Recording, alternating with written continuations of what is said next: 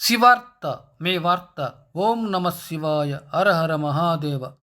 అన్నమయ్య జిల్లా తంబలపల్లి నియోజకవర్గం పెద్దమండి మండలం బత్తినిగారిపల్లిలో వెలిసిన శ్రీ వీరభద్ర స్వామివారి కదిరి పౌర్ణమి తిరునాళ 14/3/2025 15/3/2025న ఘనంగా వైభవంగా భక్తి శ్రద్ధలతో నిర్వహించారు.